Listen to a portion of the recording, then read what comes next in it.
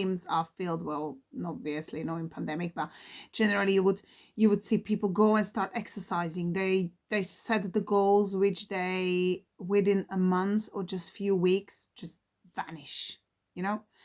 I will do this, but my old me came into my way again and I just didn't push through. So what we need to do is set yourself a goal that scares and excites you at the same time. It's so big, you haven't done it before. Not those little goals you always wanted to do, but something really big, something that's going to change and transform you. Now, the only person you need to compare yourself to is your old you. Okay? I cannot stress enough how very important this is. You're not comparing yourself to your brother, to your sister, to your friends, and stop conditioning yourself. Stop saying, I can't do that. It's the self-talk as well. You need to start noticing around yourself what you're saying and how you're thinking. Stop that immediately. I found myself really transforming my life in 2020. And then, you just get stuck again. You sort of think like, well, what am I doing? Remove yourself from the thinking. So I thought immediately I'm going to share it with you as well, because it's very important. You see your old you and who you want to become. What do you want? What do you want? Not your wife, not your children, not your parents, not your best friends, not anyone. You.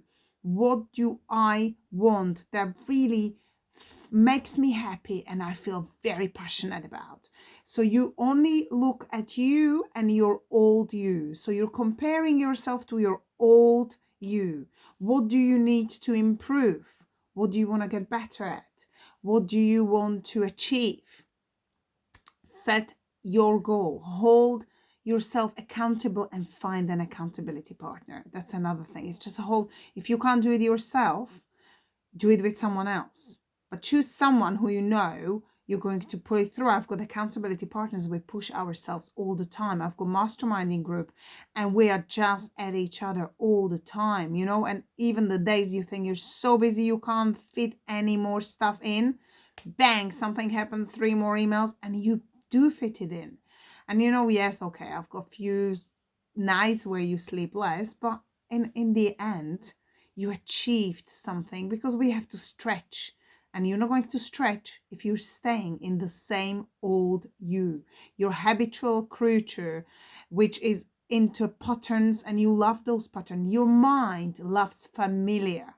So the mind is thinking, oh, I know this. Oh, yes, let's do this. I'm so happy to do this. Why should we try something else? That will give me extra stress and I would have to. But it's that additional, if you want to stretch yourself, you have to overcome certain challenges. You're not going to stay in the same old ways, think the same old ways, do things the same old ways. You cannot expect a different result. And that is such a huge concept to grasp.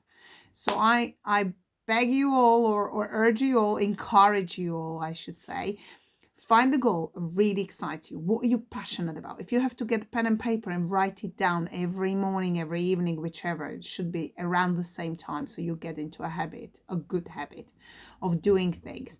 Try and put down what excites you, what you're passionate about, and what do you see yourself doing in 10 years, or 10 years. I want to see myself doing something in the next year. I kind of like, people do set long-term goals, but I try and bring it down no longer than 3 years. I don't really believe in a very long-term planning, but just see it and get that quantum leap where you jump and really become something.